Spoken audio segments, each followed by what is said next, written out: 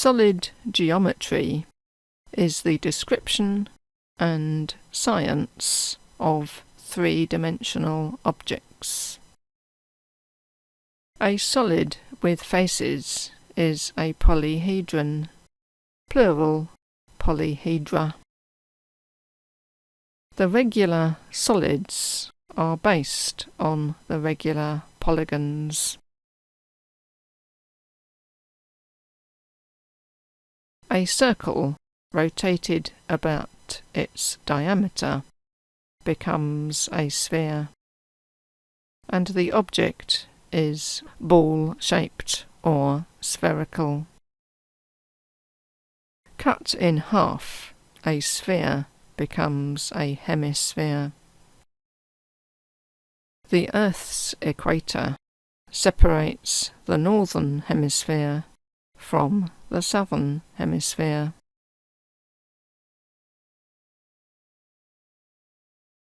A squashed sphere is called a spheroid, and this is the shape of the Earth, due to equatorial bulge.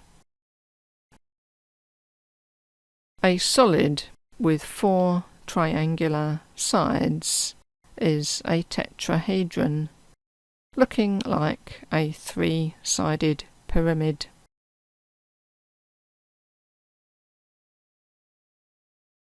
A solid with all square sides is a cube. Salt and sugar crystals and some children's building blocks are cube-shaped.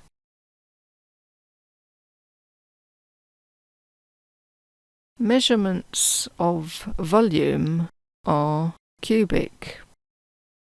A cube measuring 1 metre along all its sides has a volume of 1 cubic metre, and the area of each face is 1 square metre. A solid with 6 rectangular sides is called a cuboid, similar to a brick shape.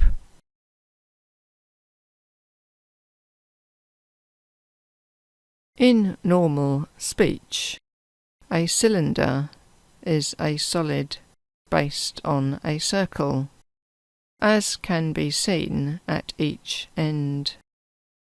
But in plane geometry, this word also describes a solid based on any regular polygon. Food cans, water pipes, and drinking straws are all cylindrical.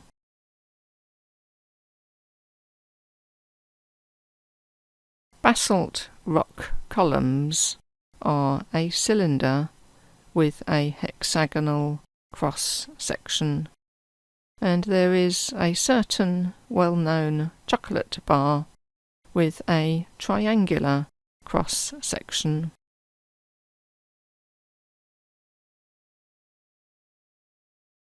A solid with a circle at its base and rising to a single point or apex is called a cone. In strict geometry terms, a cone can have any regular polygon at its base.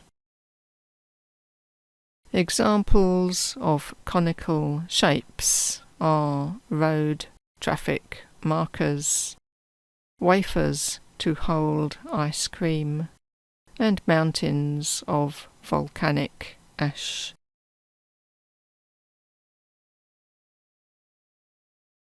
You can make a cone by cutting a section out of a circle and bending and joining one of the pieces to itself along its straight cut edges.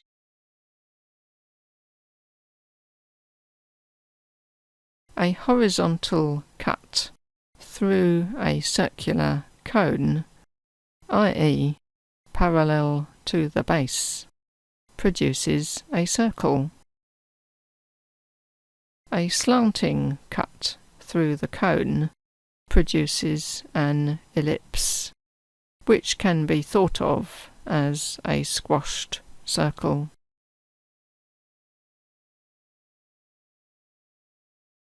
A cut whose plane is parallel to the side of the cone produces a curve called a parabola.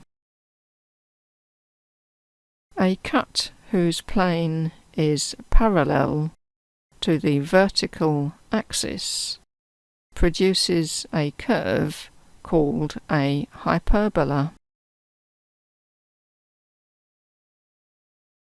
A pyramid has a polygon at its base and triangular sides rising to an apex. The pyramids of Egypt are square pyramids. If two square pyramid shapes are joined base to base, the resulting solid is an octahedron.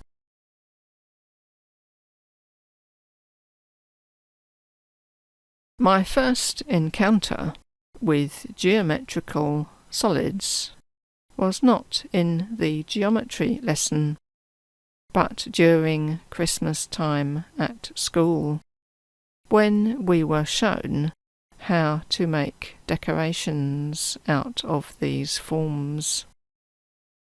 We had printed patterns for them that we cut out and stuck together to form balls with various shaped faces.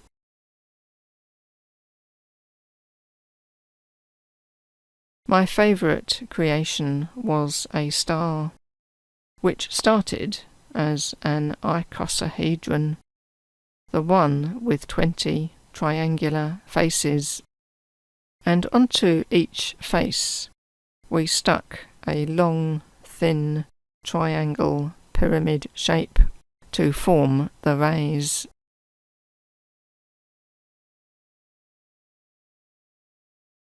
This was truly spectacular, and necessarily of a large size, in order to be able to manipulate the pieces and sticking.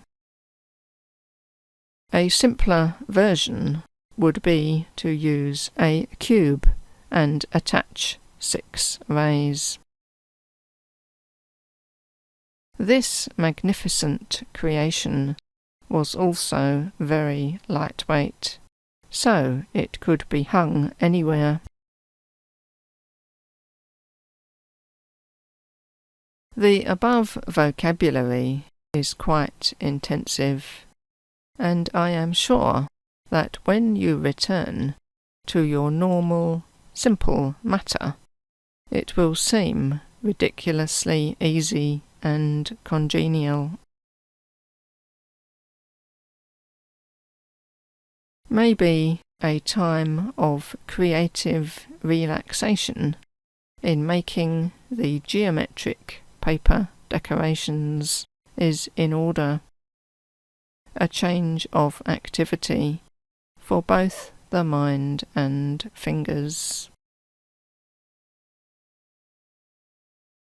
It might at least keep family and children entertained while you practice your outlines.